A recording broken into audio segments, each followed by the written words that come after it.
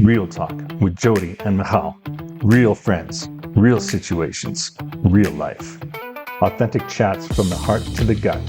Two best friends keeping it raw, real, and relatable. Welcome, everyone, to another episode of Real Talk with Jodi and Michal, where we have real conversations from the heart to the gut. Michal and I have been friends for most of our lives. If you haven't yet watched or listened to our pilot episode, go back to that episode and you'll hear about my and Michal's history. Michal over here is a registered nutrition consultant, while I am a licensed marriage and family therapist as well as a relationship coach. Hi, Michal. Jodi, it's so good to see you again. As I've said on many podcasts, this is the best because it's given us an excuse to meet once a week. It's great. Yep. Yep. We always love it. We always get chatting before and then we're like, wait, maybe we should start recording. We run away with ourselves getting caught up. I know. We always have so much to talk about. So truly that pilot episode, I was actually listening to it again today and I'm like, it shows our origins. Yeah, right. And it's we have a long history together, long and involved history together. So Yeah. it's always good to see you. And I think today's topic is very, very relevant, especially in the current environment that we're in. So if you're watching this in real time, we're Yeah. at the end of September in 2025. So understanding there's been a lot of turmoil in our worlds recently. We thought this would be a great place to kick off a conversation that's not about the turmoil, but simply Yeah. about feeling. So I'm going to let you introduce it because I think you are the expert on it. Oh, thank you, Michal. Yes, forgiveness really is relevant today, and given our environment, our political climate, and recent events in the news, it also happens to be Rosh Hashanah with Yom Kippur approaching. And for those who are Jewish or know in the Jewish religion, it is a time of atonement and forgiveness. So it kind of was on my mind this week. Yeah, I guess this also started because I texted somebody today asking for forgiveness for having hurt them many years ago. So it's kind of like something I've been reflecting upon. And one of the things I was thinking about also is, why is forgiveness just so difficult for us? And when someone wrongs us, we're left with feelings like anger, resentment, betrayal, really difficult, painful feelings. And it may sound cliche, but I do truly believe that when we hold on to resentment, it's like drinking poison and expecting the person that we're angry with to die. And that's simply not how relationships work. When we hold on to anger and resentment, we're the ones that are suffering. It festers inside of us, and we're the ones holding on to that emotional pain, not the person that hurt us. So we have some good reasons to forgive. And holding on to anger, resentment, betrayal, it kind of all goes together. All those feelings go together with forgiveness. Holding on to those emotions keeps you emotionally tied to the very person who hurt you, the very person you don't want to be thinking about, the very person that you don't want to be taking up free rent in your head. So forgiveness is like cutting that cord, not because the other person deserves it. And I think that's might be where people get tripped up. Not because they deserve it, but because you deserve peace. When you forgive, you get peace in your heart. That not having that person and what they did constantly playing in the back of your mind gives you a lot of peace. It doesn't mean excusing their behavior, and you don't have to reconcile with the person either. You don't have to speak to them ever again. Obviously, the caveat to that is that I realize that that's as long as you have the ability to never interact with that person again. Let's say you share children with somebody that hurt you badly, that you were in a toxic relationship with, that perhaps was a narcissist and hurt you. You might still have to have situations where you interact with them. But in general, when you forgive someone, it doesn't, you don't have to forgive what they did, and you don't have to reconcile with them, essentially. Not being willing to forgive is tied up in concepts like control, acceptance, and not being clear about what is in your control and what isn't in your control. And therefore, that's part of why a person has difficulty letting go, because holding on to trying to control the situation, trying to um, deal with that hurt in a way that they cannot control, actually. Um, so there's a process, albeit subconscious, where a person might think that holding onto the anger will give you control to not get hurt by the person again. It's hard to let go of the anger and the resentment and the pain towards someone that hurts us, yes, but we really are only hurting ourselves. And sometimes we have the sense that if we forgive, then we're allowing ourselves to forget what happened. That's not the reality. We will still remember what happened, and the pain will actually become less when we work through it. Or we might be feeling like we're letting the person off the hook, but it doesn't have to be that way either. When we forgive someone, we aren't saying that what they did is okay. What we are doing is allowing ourselves to move on. So forgiveness is actually an act of being good to ourselves, for us to find a way through that bad thing that happened, whatever that bad thing is.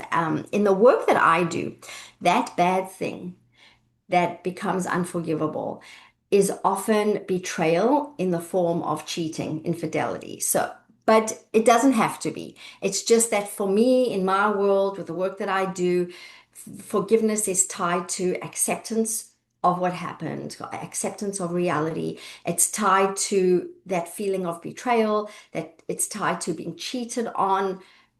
I'm going to say every woman that I've worked with in a toxic relationship, with what I work with, there's been cheating involved. But betrayal can take other forms. I don't want to just be everyone to be left with the thought of betrayal only being cheating. And it can take other forms where someone has been disloyal or trust has been broken. And I'll give an example of someone.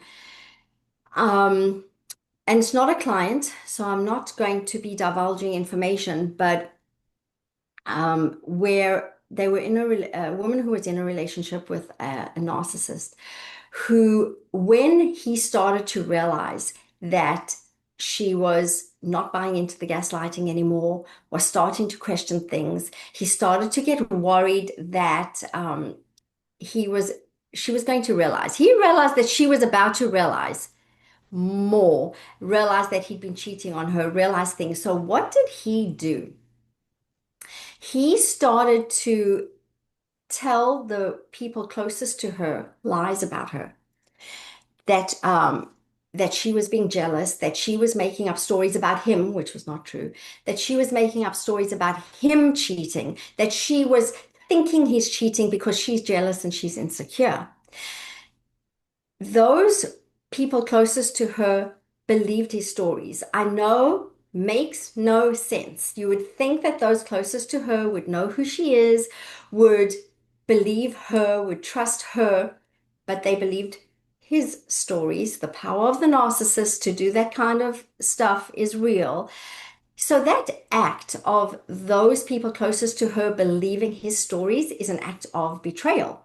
So all this to say, betrayal can look different for different people, and forgiveness after a toxic relationship can take many forms, and it might entail forgiving many different people for different parts that they played, not just that person that you're in a toxic relationship with, forgiving them so that you can move on. There are so many other people involved, so many other situations that might even entail forgiveness. Wow. Um, yeah, go ahead. What did you say? No, I was just saying that that's a lot. And just to Wow. summarize, if I'm hearing you correctly, Yeah. often the resistance to forgive is the need, I will say, to hold on to control of the situation as what we view as a protective Yeah. mechanism. Yeah. And that it is very difficult to understand that forgiveness doesn't mean free of consequence. It Yeah. simply means a release of hanging on to the negativity, which in my world can actually be very detrimental to your health. And many issues that we see with people come from hanging on to a lot of negativity. You and I Mm. have spoken a little bit in previous podcasts, sorry, tangent, about the No. ACE score, your adverse childhood event score, Yes. right? Mhm. And that's there, in a way, it's a similar idea where we're holding on onto emotion that is because we're not able to release it from a psychological perspective, the body manifests it into something physical. Uh, Yeah. because the That's that mind, mind-body connection that we always refer to. right. So the resistance to forgiveness is the control, Mhm. and it takes a lot of self exploration to also understand that forgiveness might involve more than one party or more than one event Yes. around the big issue. Do I have that? Oh my gosh, you made an I mean, amazing summary over there. Exactly. okay. Exactly. You also touched on something also important is that when we for the process of forgiving is a process of working on yourself. It's one would think that it's a process of dealing with that person or people or situations that hurt us so deeply, but really when we work on ourselves, and even it entails self-forgiveness. I know it sounds a little counterintuitive because it's other people that hurt us, but there's self-forgiveness also, and that can also sometimes be a reason that it's hard to forgive, because when we look closely and self-reflect on the situation to start the process of this healing, we start to self-reflect and see things in ourselves um, that we might need to also want to forgive, because guilt starts to come up. Yeah. It all these very difficult, painful, negative emotions. And I wanted to add to that. So there's a there's a there's an entire process of accountability, which Mm-hmm. again we've spoken about a lot because number one, we often blame ourselves. I let this happen to me. Mm-hmm. And Mm-hmm. sometimes we do play a part in that, and sometimes we don't, right? Right. Bad things simply happen sometimes for no reason. And as Yes. humans, we are meaning-making machines. We have to try and 100%. find a meaning in things. And I think, and you can tell me if maybe I'm out to lunch, but part of although we should one day go out to lunch. Maybe I should come all the way to Florida. But part of forgiveness is it doesn't matter why. Yeah. It really, and that's hard. It doesn't matter why. The situation exists. We have Mhm. to deal with the reality of the situation. We have Mhm. to deal with if we played a role in that at all, right? Because sometimes, not all, but sometimes relationships are a two-way street and we feed off each other. And we see this often in very abusive relationships Mhm. where, or even in like a Stockholm syndrome from a hostage perspective, where we begin to trigger the behavior on purpose. It becomes the self-fulfilling prophecy, the behavior of the perpetrator by the actions that we do. I mean, I remember having fights with my mother and goading her on and saying, Mm. look how awful and abusive my mom is being. But I knew exactly what to do and what to say to And trigger. it sounds like you did that very consciously, and it can also happen outside of a person's awareness. Well, I think for me it was both. It's been Mhm. I'm a big girl now. I'm way beyond that in age. So there's Mhm. been a lot of work that Yeah. that I've done around that and around and many of us have, especially in our generation, we have our mommy daddy issues and doing the work around that. But anyway, back to my original point is it's about taking accountability for our emotional health. Yes. So it's Yes. not taking accountability and blaming yourself. It's Right. not taking accountability by absolving somebody of all Mhm. consequence. It's taking responsibility to actually say, and until you do it, I don't think you realize I can choose how I feel. I can choose how I feel. I can feel like I can be feel victimized and hard done by the situation, or I can choose to make myself stronger, more aware Empowered. and stronger on the inside so that Mhm. I can move forward Right. productively in my life and ensure that I see the flags earlier and this doesn't happen again. Hanging Exactly. on to the anger is probably one of the ways, which sounds counter, but I think, and you can tell me, one of the ways to ensure that it probably is going to happen again because we're not doing anything to change our awareness or how we feel about ourselves or how we show up. And narcissists know who to choose. Narcissists Oh, are very, they have that sense. They know who they can F with, right? mm, And until you deal with those issues within yourself and mm, take responsibility for them, say, you know what, it is what it is. I've come here for many reasons. There's a whole history, all of that, but it is what it is. How do I move forward from mm, that? How do I mm, shift that? We can choose that. You can't choose if you get hit by a bus, but you can choose who you want to go into a relationship with the next time. to use that example as well, um, getting hit by a bus. Can't choose if you get hit by a bus, but you can choose what to do to heal your broken bones. You can choose what doctor you're going to go to. You can Yes, choose to um, to work on your physical therapy afterwards or not. That's a yes, nice concrete example of that. And also to I mean, you've said this, but I'll also just yes. use that as a jumping point with the other, what you were saying there is it's not, the self-forgiveness is not to say that it is your fault if you were in an abusive relationship, and not to say it's your fault for being in a toxic relationship or a relationship with a narcissist. But when we start to self-reflect and go on our healing journey, we will find things about ourselves that we could work on to prevent that from happening again and learn from the mistakes. I'll give one of the most common examples would be codependency. So, discovering codependency in yourself after being in a toxic relationship, it doesn't mean you're to blame for being in that relationship, but it does mean that that is a point at which, how can I say this? The narcissist has an entry point in that when there is codependency. Someone with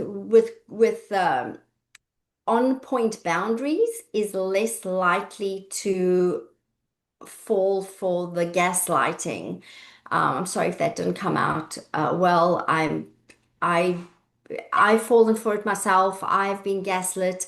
I look back on it and I think I do probably see it as I fell for it. And I look back now and wonder how on earth did I believe some of the garbage he was feeding me? That happens. It happens with codependency and with looser boundaries. So when we start to self-reflect and we see those parts of ourselves, what tends to happen along this journey is feeling guilty for those parts of ourselves. But remember, human beings are not perfect. We were never meant to be perfect. It's okay to make mistakes.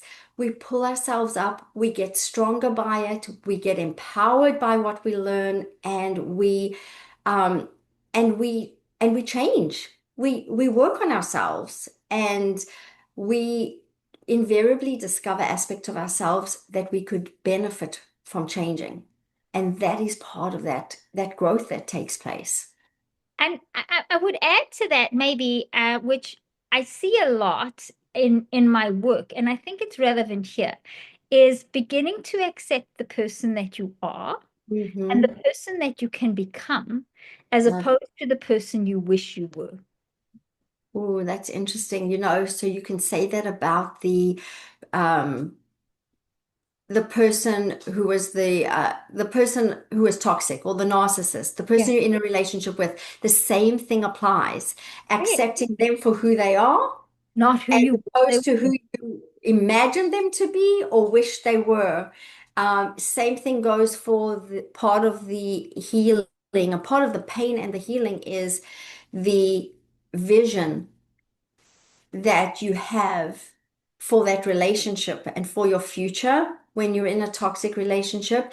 And that's where acceptance is also such a huge part of this Yeah. journey, It's is accepting that you're not going to have that. That is not going to happen in this relationship. That future you were picturing isn't happening. That person who you thought was this perfect person for you is isn't so.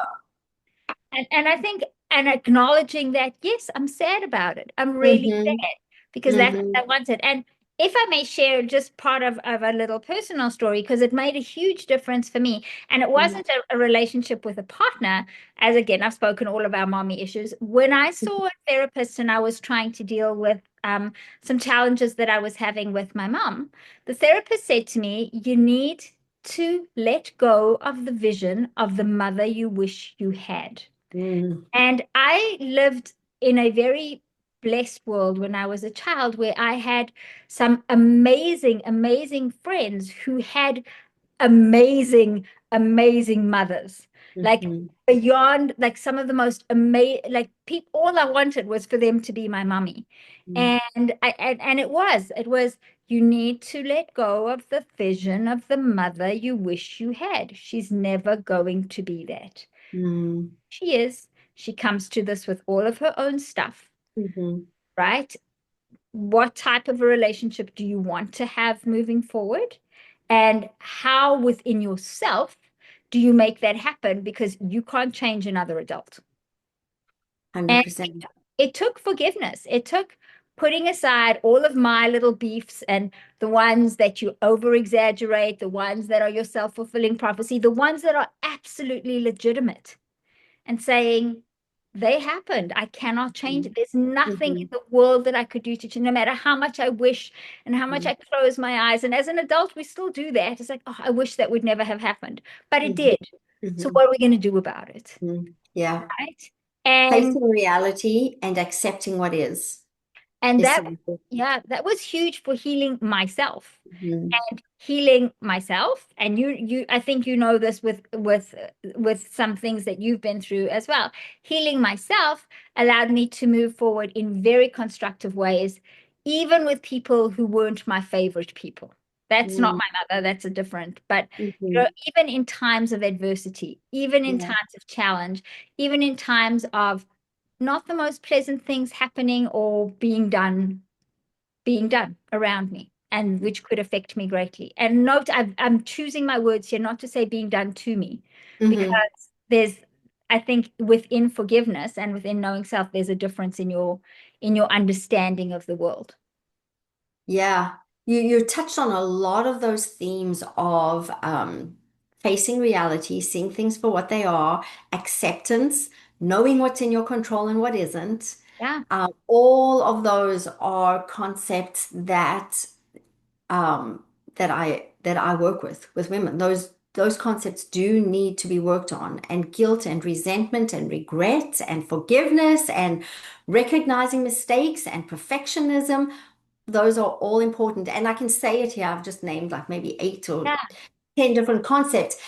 And now it's so much easier for me to work through these things, but I know it's not easy. I want to just say that for anyone, for all of you listening, is that yes, we may be talking about this, and I don't want you to be discouraged because, of course, it's easier said than done. I can say all these things need working on, but that's the process of working on it. It's the process of growth, and when you start to see little changes in yourself, it just feels so good. It's that starting point first and doing it with support. It can be done. I just want to convey it can be done because I think a lot of people have difficulty starting on the healing journey, starting to figure out how to forgive because it just seems too difficult. It's painful. It's emotionally painful. So it's not easy. It's easier said than done.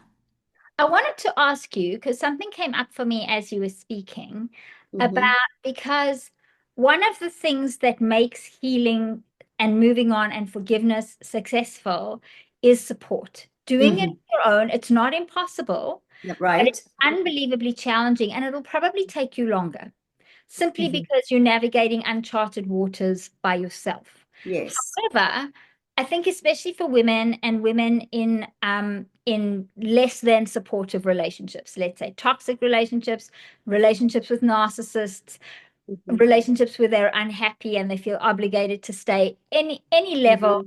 Hmm. And it doesn't have to even be a partner relationship. It can be many types of relationships. But Yeah. voicing the displeasure of the relationship or voicing the hurt that we feel as a human because of the situation feels often, and maybe it's a generational thing, very shameful. Not only is there regret and guilt, but there's a Hmm. lot of shame around, like and then the blame game and that, but I allowed myself to be in this situation. Oh my, I'm so embarrassed. And Hmm. how am I ever going to tell somebody? Hmm. Are you able to touch a little bit on that concept? Am I now out to dinner? Or I just see it as one of the big hurdles towards seeking support. Is being ashamed to Okay? admit that that the relationship is Yeah. toxic or that the relationship is bad. Yes, Yeah. yes, it absolutely happens, and that's also really a toxic relationship can be emotionally abusive. So remember, any abusive relationship also is difficult to admit because it, just like you're saying, because we start to, well, a number of things. Some of it has to do with our own feeling of we did something wrong and Blame. guilt and self-blame, exactly, and hence the need for self-forgiveness. That and recognizing what's the other person's responsibility and what's yours, which is part of boundaries. So all of these concepts um, need working on. The other thing also is just socially.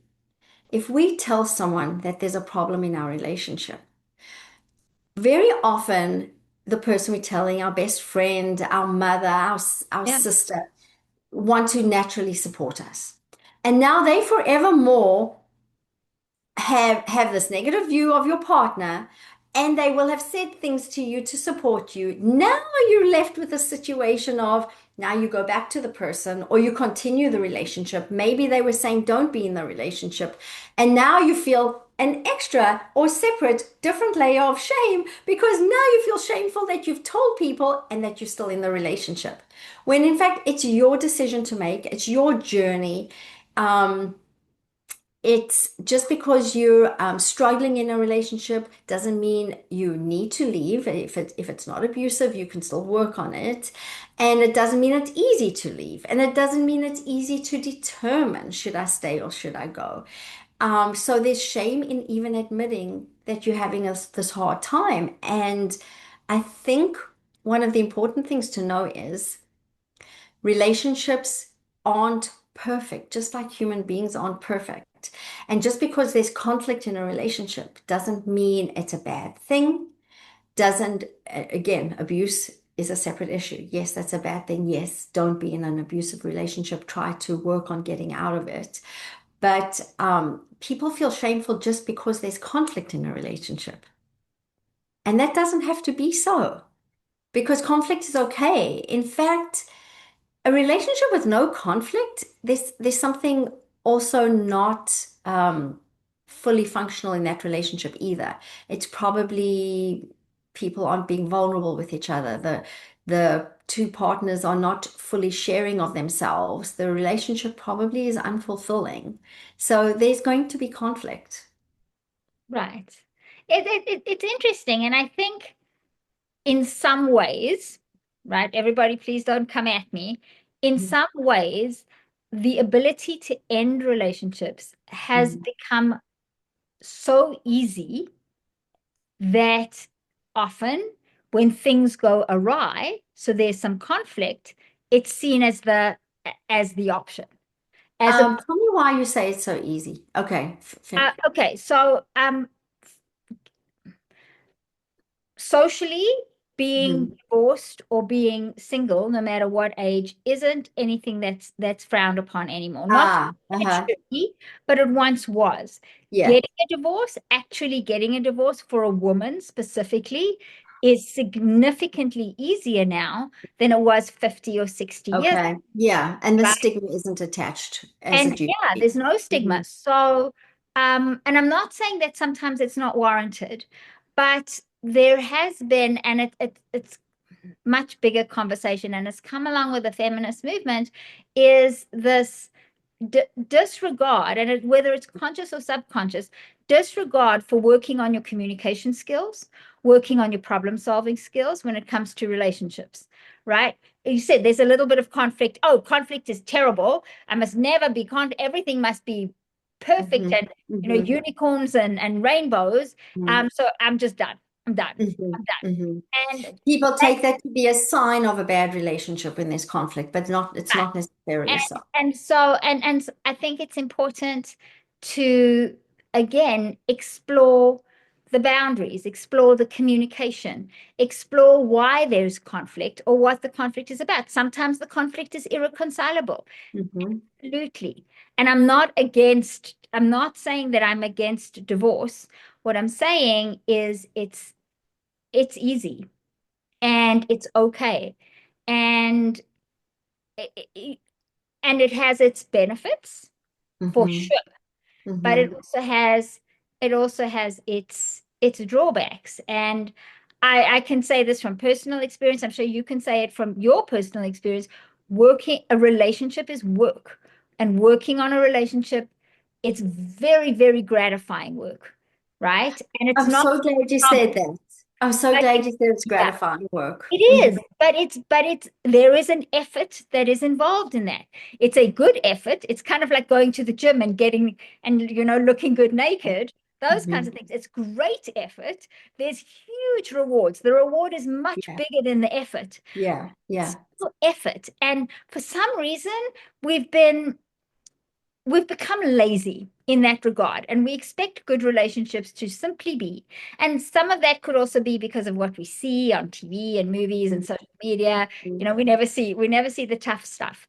But within forgiveness, again, in a relationship and with a partner, is is letting go of that idea, same as the therapist told me with my mother, of the relationship we wish we had, because that would Mhm. probably not be a great, like, it Yeah. might feel great on the surface, but it's not really I'm so glad that you said, because I always hesitate with that, for some reason, this is just a me thing, great. that concept of relationships is work just doesn't sit well with me.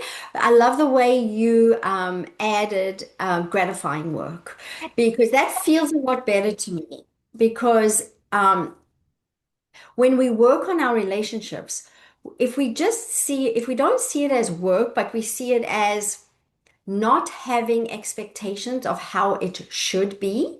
And instead, we see it as something happened in the relationship. Oh, I didn't expect that. Let me have a discussion and figure this out.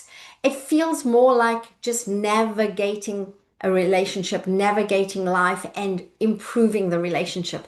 To me, I know it's semantics, possibly, but for me that feels different than calling it relationships are hard work. That somehow just doesn't resonate with me as much. I understand, and I'm going to throw it out. So, what is parenting then? Parenting is hard work.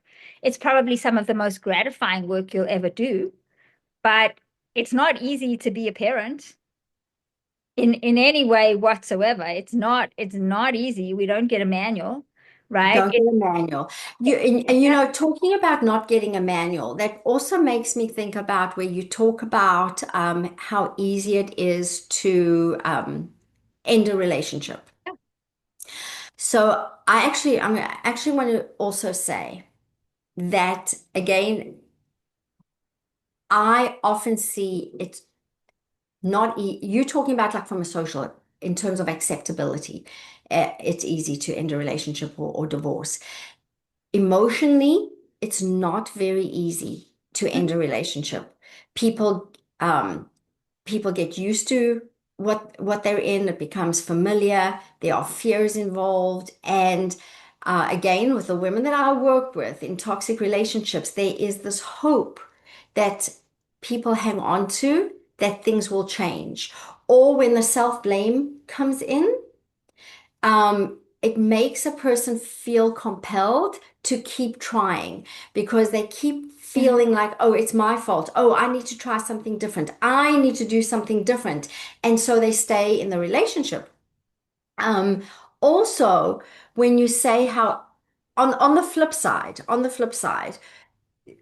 the ease with which people will leave a relationship often has to do with not having the skills Mhm. to navigate a relationship, to communicate clearly, vulnerably, and to navigate conflict. So, what happens often is a conflict occurs, one or both parties interpret that to mean we have a big problem here that's insurmountable, when sometimes it is actually just a problem solving situation that the couple doesn't know how to problem solve through. It's a skills thing. So while I talk a lot about the emotional work that I do with clients, some of it is skills, learning relationship skills, communication skills, boundary skills, how to express yourself, express your feelings, express your thoughts. And, and that's not as easy as one thinks either, because often we aren't in touch with how we're feeling, how we're thinking. And even if we are, sometimes it's hard to have the courage to say it. So sometimes it's people break up or think they're in a bad relationship because they don't have the skills to just get through that bump. They need to learn communication and relationship skills and conflict resolution skills. And within that comes the skill to forgive. 100%. Exactly. Right? When we're in conflict, someone did something to upset us. They're human. They have emotions. They have a bad day. Your partner has a bad day. Again, it's not to excuse somebody who's always verbally abusive because they have a bad day every day. So, all within context. But at the same time, the whatever happened to require the forgiveness is not absolution of what happened. It's not Right. saying there is no consequence. The Hmm. consequence to you, though, might be, if possible, I no longer have contact with this person, or I have minimal contact with this person, or I really have to tighten up my boundaries for when Hmm. I do have contact with this Hmm. person, so that I know that this person's behavior doesn't impact my quality of life. To And biggest it can be that what you just said there can be done within a relationship too. You gave the example of deciding not to have contact with the person because it disturbs your peace. You can, if a relationship is still in general a good relationship and you're choosing to be in it, but let's say conflict occurs in a certain way, or a person who is in a bad mood has a reaction that disturbs your peace, where you can see them starting to spiral and you know that's their thing, you can choose in the relationship to say something like, when I see you get, I can see when you're starting to get riled up. I can see when you come home in a bad mood. So on days like that, when I notice that, I'm just going to go and do my own thing when you come home, and you just leave it at that. And you just remove yourself from the situation. You can start to read your partner, remove yourself from the situation, and you can prevent a conflict from occurring. And that's just part of knowing each other. If you've decided that this relationship is still good, you still want to be in this relationship, but you want to navigate a certain situation differently. Well, I'm gonna tell you a funny story. Go for it. My husband has a way to do it when he knows that I'm getting riled up. And he says to me, "Have you been to yoga today?" Oh, I love it. I love it. So He that says that is yoga's the thing that stops me from being a bitch. So I know that he can see that I've had a bad day or I'm getting riled up, and we all do, right? yeah, He'll say to me, "Have you been to yoga today? Or do you need to do another yoga class today?" It's I very, love that. and I I always love that. laugh. I always laugh every time he says it. I laugh because we both know exactly what it means, Yeah. and it takes it kind of, we tend to get fixated as humans, like a dog with a bone, right? We get on something, and the Mhm. minute that you can get off that hamster wheel or get that bone for, you can say, "Oh, okay, this is crazy." Now we Yeah. can't always do that. Mhm. But there are ways to diffuse situations, and humor work, Yes. removing yourself kindly Yes. work, Yes. right? Simply not engaging can work. Taking Yes, you don't have to have situations. the last word. You don't have to have the last word. And that's part of that might be also, why that relationships are hard work, just said like that doesn't resonate with me so well.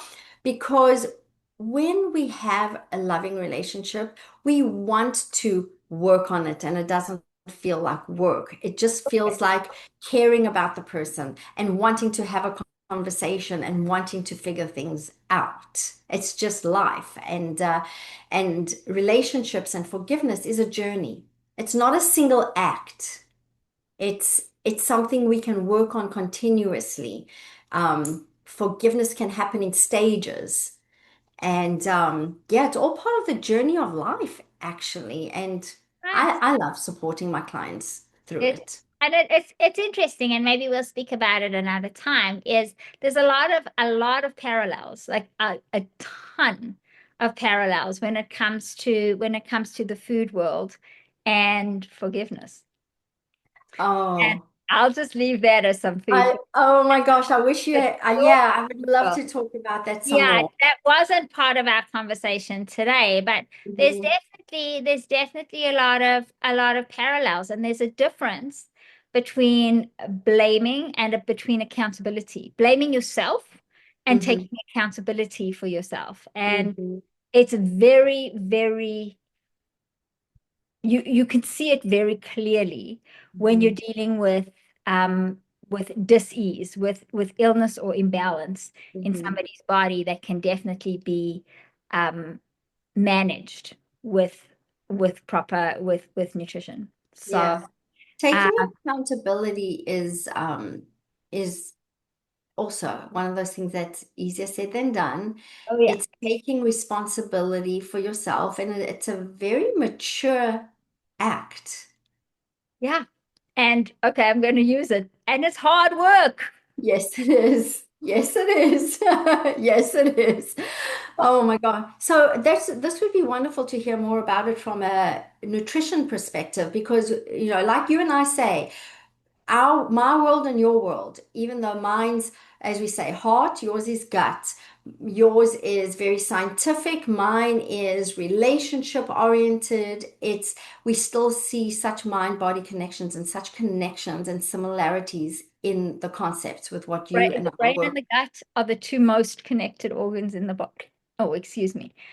So what I would like to hear though this time is from some of our listeners. I'd like to hear some of your experiences with forgiveness, some of your Mhm. thoughts about some of the concepts that we spoke about, because there was a little bit of some controversial thoughts, right? Yeah, Some yeah, things that might not resonate with anybody. So we'd absolutely. love to hear it in the comments. Also, if this is a conversation you think would be supportive to somebody feel free to share the video. That helps us reach more people. And let us know what else you'd like us to talk about, because again, this podcast is for you. So like, subscribe, comment, let us know, and we'll chat some more the next time. Sounds good. This has been lovely. Bye, Michal. Bye, Jodi. Bye, everyone.